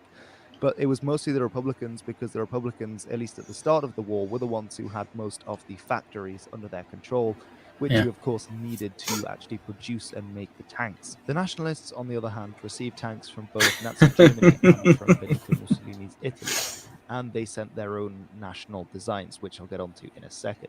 So how did they use tanks then? Well, to go back to the Republicans, they received most of the pre-war tank stocks because they were able to capture most of the military depots during the coup. But whether this was a blessing or a curse, not entirely sure, because most of these tanks were French hulks. They were, most of them were from before 1920, and they were in pretty terrible condition. They did actually use quite a few of the Schneiders during the urban fighting that went on in 1936. But by the end of 1936, all of the land ships were knocked out. But I'll get onto some of the stories about that Very interesting. At the end of the video. Now, the Renault FT that they used were a bit more effective. They were useful enough in city fighting. You could essentially put one in a street and that would block off a street from the enemy, because it is a big metal thing with a big gun on it. So in that sense, it was useful, but there were no replacement parts. So after several months of fighting, most of them would be knocked out of service anyway, or would be lacking several key important features. And tactically as well, this was not. What is going on? Okay, I'm just gonna let y'all talk. Fortress that could move around very slowly from time to time. It was all right, but they were 20 plus years old, and they weren't going to be outmaneuvering the enemy at any point. So by late 1936, the game changes, though, because by this point, the Soviet Union starts throwing its support behind the Republicans, and that's when they send the T-26, which really changes the tank game in the Spanish Civil War. Now, this was actually the most widely Did I say used BT-7 is a Civil War. T-26? Excuse me. I'm sorry. I do need to correct myself a little bit. Okay, so that tank that I was pointing at before, that was a T-26. Okay, not a BT-7. Yeah, BT-7 is a bit longer, and it's got a smaller turret and everything else. But yeah, apologies. Just saying. Go ahead. The Soviets gave 281 T-26s to the Republican government. And while the nationalists captured quite a few of these, which I'll get onto later on, most of the time this was being used by the Republicans. And this is one of the most effective tanks that was around, sort of point blank, that was around throughout all of the 1930s, as well as in the Spanish Civil War. Now, by late 1937, the Soviets actually sent another design, which was slightly different in character, a BT-5, and this was perhaps the most effective tank of the Spanish Civil War, although they only gave 50 of these, so quite a few less than the T-26. Now, it was a very fast tank. It was a cavalry tank, so it was good at scouting and potentially outmaneuvering the enemy. It could reach speeds of up to 65 miles an hour, which was an awful... I gotta say, I like history with Hilbert. because he's not that political. He doesn't really get into that too much. I think in general, he just does such a wide range in general. He'll talk about the history of the Celts, and then he'll talk about, the history of the Spanish Civil War or the tanks that were used. So I think that, he's just such a wide ranging guy. So that's what I like about him. But yeah, I'm just saying. Awful lot for a tank back then, but that was on good roads and not necessarily in Spain. A lot of the fighting in Spain was done in very mountainous, hilly terrain that's not ideal for tanks, which is one of the main reasons why we now think that this idea that Hitler tested the Blitzkrieg in Spain is not entirely true, because the terrain is very difficult and it's very rugged.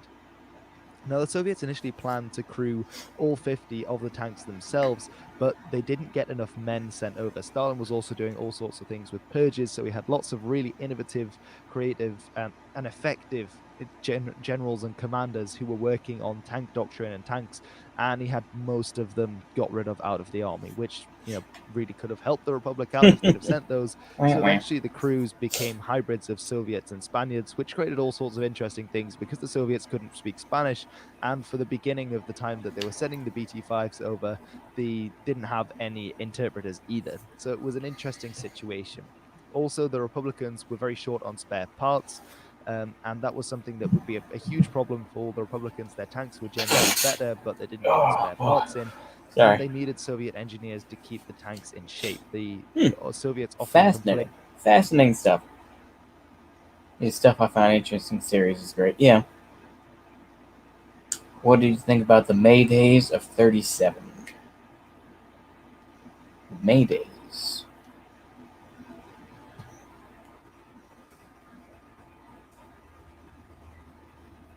May Days 1937. What are we talking about here? Oh, okay.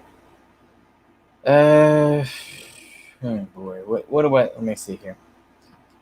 Also called May events, referred to a series of clashes between 3 and 8 May 1937 when factions of the Republican side engaged each other in street battles in various parts of Catalonia, centered on the city of Barcelona. Barcelona. He's from Barcelona. That's a Faulty Towers joke, by the way. Sorry. In these events, the communist and anarchist supporters of the Spanish Revolution faced, on the one hand, the Republican state and the government of Catalonia, on the other hand, political rival groups. It was the culmination of the confrontation between pre-war Republican legality and the Spanish Revolution, which were in constant strife since the beginning of the Spanish Civil War.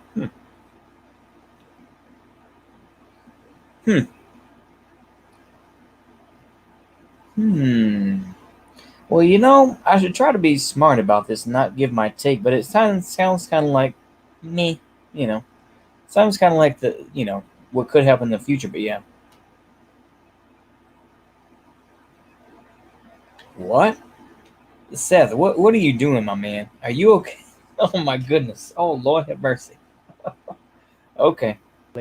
That the Spanish drivers would fry the clutch on the T-26, and then of course they'd have to wait for spare parts to arrive from Russia, which would take months.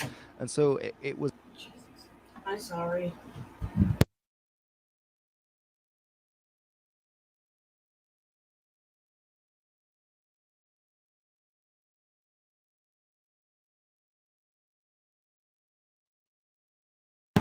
Okay.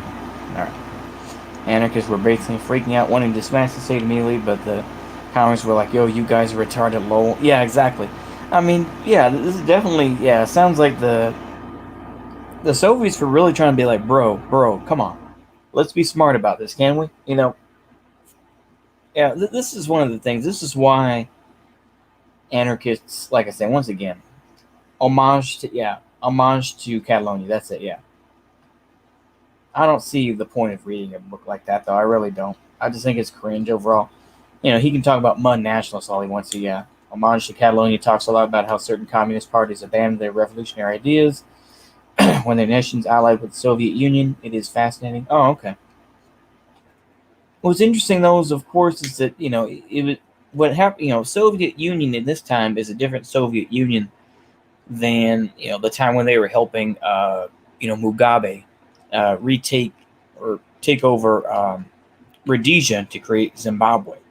So, yeah, I mean, like I say, it's a very complicated thing. And I think once again, I mean, it's easy to simplify things and try to be like, live in this kind of idealist form where it's like, as long as we have solidarity with people around the world and we're all anti-imperialists, then it's all good. It's just, no, it's too simplified. Maybe not a lot, but one of the chapters brings it up. Oh, okay. Yep. I don't know, like I say, I will watch the rest of this later, though. I do remember watching this. This is pretty good. Yeah, nonetheless, I think I've said my piece. Let's see here. Let me see if I can find some good stuff for Pytel, and we'll kind of close it out with that. Let me see here. We're going to skip past to the history stuff there, which is interesting, but I don't really... Okay. First in the Jungen Volk, then in the Kommenden. 2 newspapers. Okay, such a national Bolshevist position today is no longer surprising. Oh, my goodness. Sorry, I'm getting sleepy. Okay. Oh, boy. Let's go ahead and end it here. I'm just kind of getting sleepy. I just want to go back to the Kung Fu movie I was watching. I figure I would do that here. Remember Basque anarchists and communists and the Basque fascists allied to fight against Franco to have an independent Basque nation? That's true. Yep. And then you get into the ETA and all that type of thing. Yeah. That's an amazing testament to the virtue of nationalism. Yeah. Pretty cool, though. Definitely. Yeah, I need to get some. Well, actually, I just need to read the books that I do have because I'm looking at my shelf and there are so many books I haven't read. I've even got a little. You know what? I got a book coming hopefully pretty soon with Patrick Pierce. Padraig Pierce of the Oriolan. I think that I'm gonna. Hopefully I'll get that and read some little bits. Yeah, there were also some leftists in the Ukrainian insurgent army post 1942. Huh. I kind of am, Seth. Yeah, I'm kind of surprised that you are singing. I am surprised by that. Let me find one other thing. I'll try to read something else more interesting. Oh, let me see what we got here.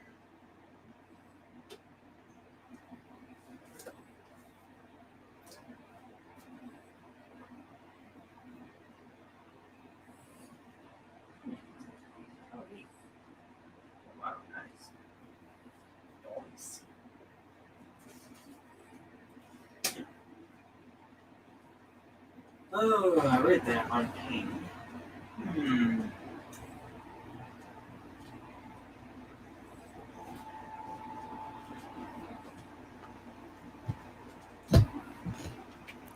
F just said, yeah, press F. Yeah, press F for Seth.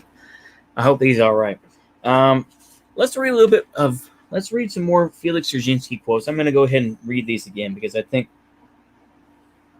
to live does not mean to have indomitable faith in victory. Does it not mean to have indomitable faith in victory? How is your little Rudolph? He must have grown up a lot. Does he walk or talk? That's kind of cool. Okay. Let me see what we got here. Let me see if I can find another good one.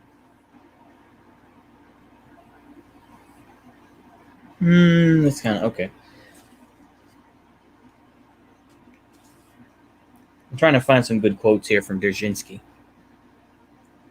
You have a lot of strength, man. Yeah, my brother has made me snap many times before. Yeah, we've all been there. We've definitely had family members that will definitely go wild. Okay, let's go. Let me read this one last quote from I'm going to read a quote from Dzerzhinsky here to kind of wrap things up and kind of make it nice. Because once again, I mean, I have to reiterate once again is the amount of people that call themselves leftists today in the United States are going on and on and on talking about, well, we need to defund the police. We need to get rid of the police. Shao Fei Hua, cops are never going to go away. I consider myself damned. It's okay, Seth. We've all been there to a point, But it'll make you a stronger person, and hopefully it'll make you a tougher person when worse comes to worse. I'll put it that way. Okay. One last quote then from Felix Dzerzhinsky, and then we'll close this out. It would not be worthwhile living if the star of socialism, the star of the future, were not shining down on mankind. For the ego cannot live if in itself it does not contain the rest of the world and the people. Such is the nature of this ego. Here's another quote from Dzerzhinsky as well. It is necessary to instill in the masses of our own confidence in the inevitable bankruptcy of evil, so that they will be left with no doubt, so that they will come through this moment in serried ranks, prepared for battle. This is the task of the theoreticians. But the tasks of the others are to lay bare and show up this evil, to lay bare the sufferings and torments of the masses and of the individual fighters torn from their midst by the enemy, to give them the meaning they actually have, and which gives them the strength to bear everything courageously without wavering. Only in this way is it possible to instill in the masses courage and understanding of the need for struggle. Those who influence the mind and those who put confidence in victory into the heart and mind are both needed. Scientists, poets, teachers, and propagandists are needed. I recall the booklet From the Battlefield published by the Proletariat Party, which described the sufferings of the people and the steadfastness and courage displayed in the struggle and the tremendous influence it had. How I would wish such a booklet to appear now. But now it is more difficult to collect and compare facts, because they cover so much ground and there are so many of them. But, on the other hand, there are some greater opportunities and possibilities now. If someone would undertake this work, or at least only the guidance of this work, then in a year or two, such book could appear. It would reflect not only our sufferings and our doctrine, but also that longing for a full and real life for the sake of which man would readily endure suffering and sacrifice. Nosbulgane Partisan Edition. Yep, exactly. The Bulbas were a Ukrainian movement. They were, however, targeted by the Banderists, and many were purged. Oh boy, yeah, Oh, those Banderists. Yep. Bulbous and all unknown nationalist movements that have been forgotten. Yep. There were a lot of them. Yeah, definitely. Press F for those. Definitely. Let me see what we got here. I'm trying to see if there's some other good quotes from Dzerzhinsky here, because he has some good writings, I think. Dzerzhinsky is one of those guys that even Marxist-Leninists in general, they don't talk about very much. You notice that? They don't talk much about Dzerzhinsky. They're just like, well, Stalin, and let's talk about, Bukharin, let's talk about, I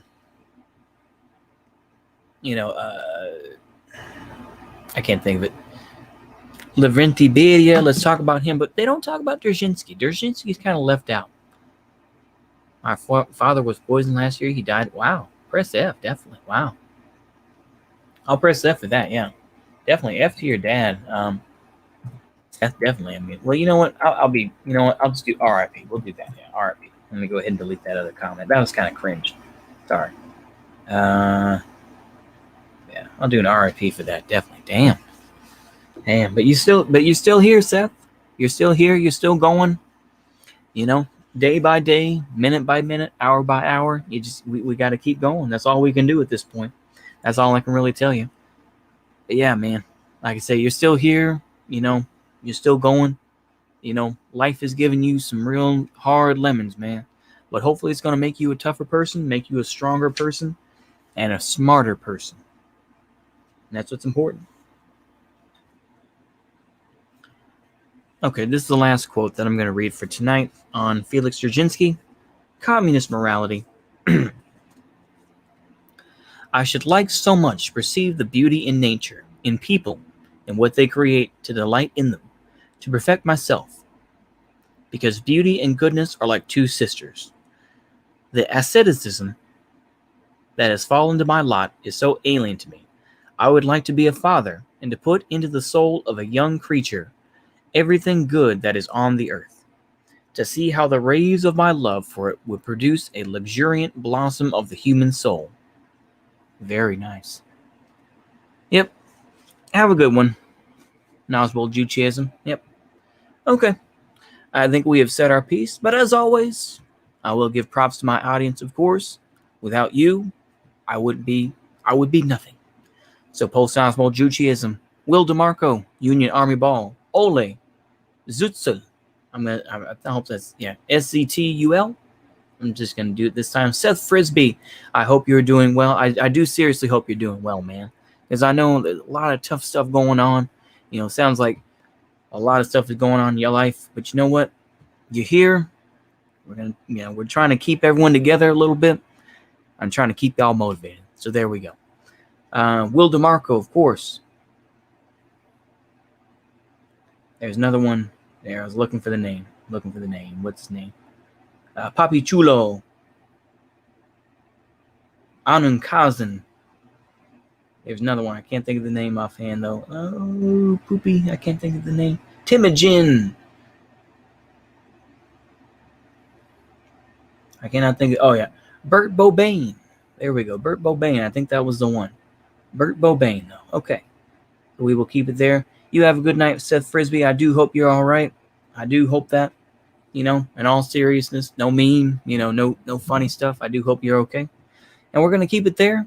I hope y'all have a good night and see you later. And apologies for the fact I know the audio is going to double. So apologies for that. Yeah, we're going to go ahead and do, why not? You know what? I'm just going to do this outro. Why not? Пусть он вспомнит девушку простую, пусть услышит, как она поет, пусть он землю пережжет тропу, а любовь, Катюша, пережжет.